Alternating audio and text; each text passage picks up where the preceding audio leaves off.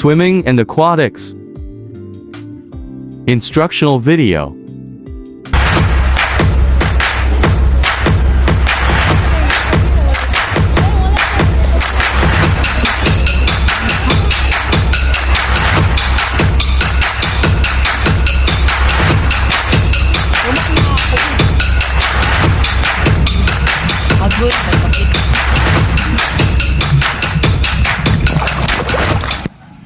So good day everyone. By the way, my name is Alfred Makabuhay.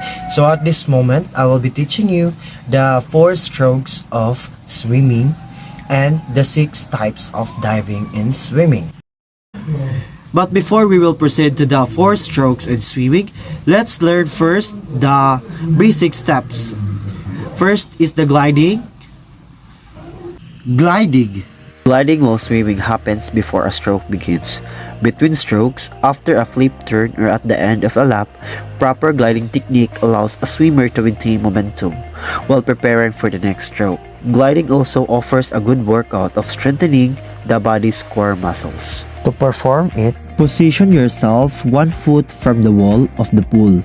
Grasp the wall with both hands while allowing your body to float to surface. Extend your legs behind you. In gliding, move your top leg forward and your bottom leg back until your legs and knees are straight. To move into the power pace, bring both legs back together with a forceful snapping motion like closing a pair of scissors. Keep your legs together during the glide position with the toes pointed back. Freestyle. In body position of freestyle, keep your body flat and in line with the water surface while you lie face down in the water. Your arm movement can be reduced to its most basic form, which just includes the acts of pulling and recovering. In the arm movement of freestyle, pull with your hands facing down and your elbows slightly bent. Pull parallel to the ground until you reach the side of your upper thigh. A pull can be performed by advanced swimmers to maximize the pulling pace. In recovery, lift one arm out of the water while bending the elbow. Keep your hand near your upper thigh with your elbow bent. Extend forward and dip your fingernails into the water. Breathing technique and freestyle. Being right or left-handed will determine which side to breathe on. Turn your head to the side to take a brief breath while your hand is still in the recovery period. The key is to coordinate your arm movement and head roll. Leg action of freestyle. This is what we called flutter kick. Point your toes behind you and kick up and down continuously from your thighs while keeping your ankles loose and flexible.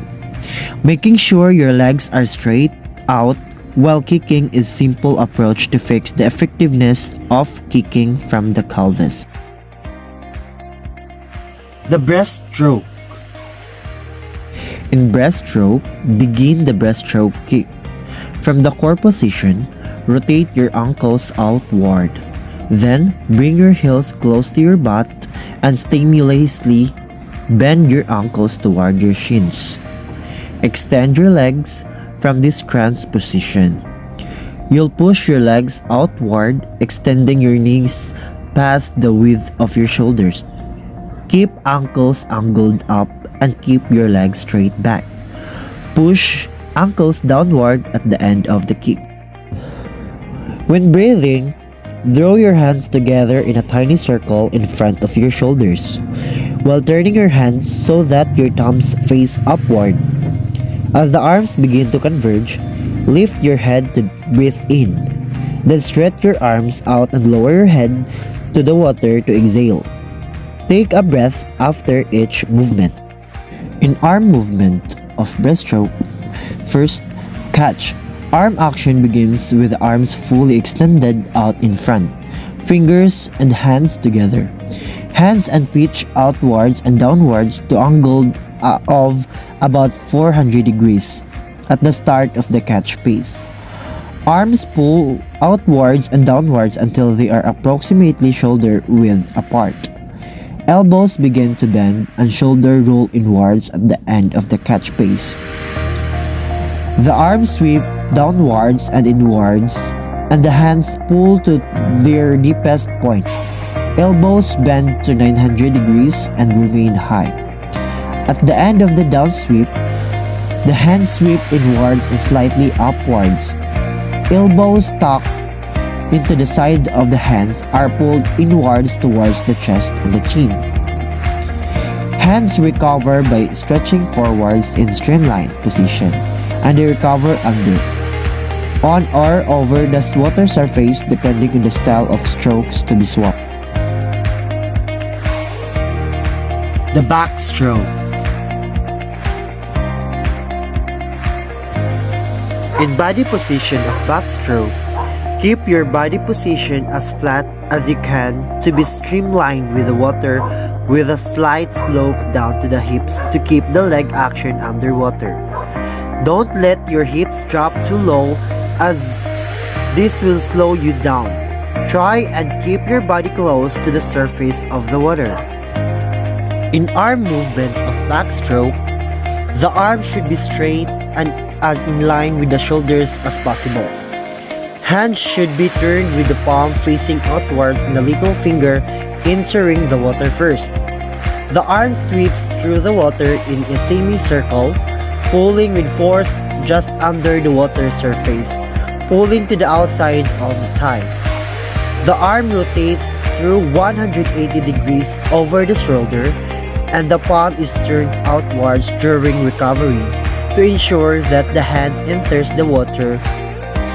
Try breathing in one arm passes your ear and exhale as the other arm passes. The ideal breathing pattern in backstroke is 1 breath per arm cycle. This means that when one hand exits the water, you breathe in, and when the opposite hand exits, you breathe out. The leg action of backstroke is the same as the freestyle, which is the flutter kicks. It is used also in freestyle and also in the backstroke. But before we will proceed the butterfly stroke, let's learn first the dolphin kick. The dolphin kick. In performing the dolphin kicks, allow your hips and legs to move together. For the perfect dolphin kick techniques, your legs should move in sync with your hips. Your hips should sag first, then your legs. This movement should be performed with slightly bent knees. When you lift your legs, they should do the same. The knees are now extended. The butterfly.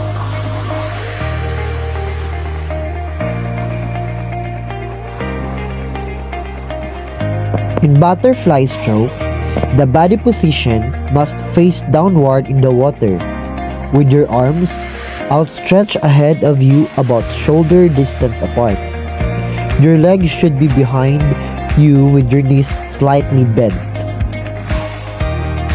The pull, the push, and recovery are the 3 phases of arm movement of butterfly.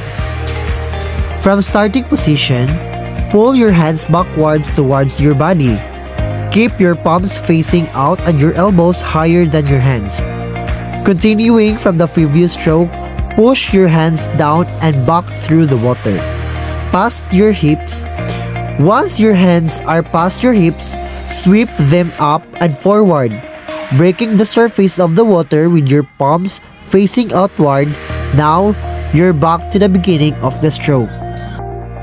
In breathing of butterfly stroke, keep your chin in front of your forehead and inhale quickly in through your mouth. After inhalation, quickly lower your head before exhaling quickly under the water through your mouth and nose.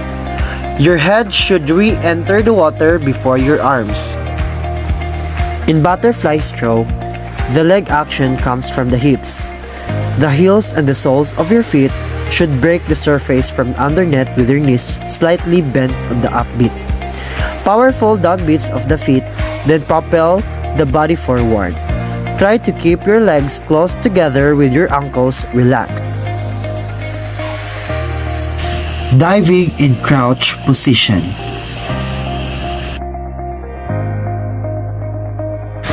Diving in crouch position. Over the edge of the pool and crouch down close. Put your arms in position over your head. Remember to tuck in that chin and point your hands toward the water. Now rock your body forward and gently glide into the water head first. As your legs follow your upper body, straighten them out and point your toes.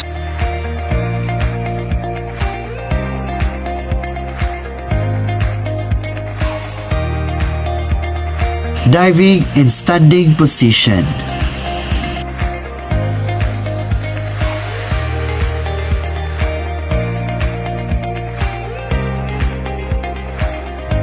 Diving in standing position. When you're ready to try it standing up, edge close to the pool so that your toes are at the edge. Get your arms and hands in position and bend at the waist. Pointing your fingers towards the water, tuck in your chin, then tilt forward into the water. As your legs follow your upper body, keep them together and point your toes.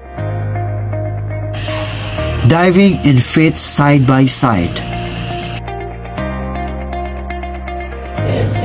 Diving in feet side by side position.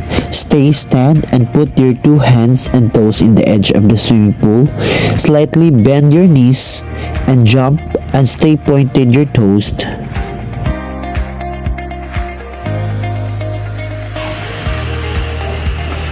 Track start diving position. Track start diving position is where you have one foot at the front of the bladder and the other towards the back. For a grab start, a swimmer will have both feet in the front of the bladder. You might associate a track start with a starting bladder that has an adjustable footrest towards the back. The pencil jumper.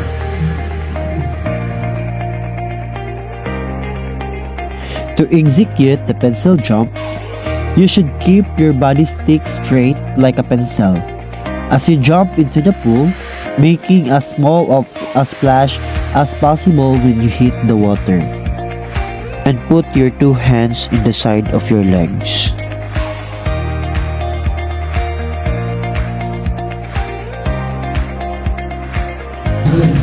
The thrust fall.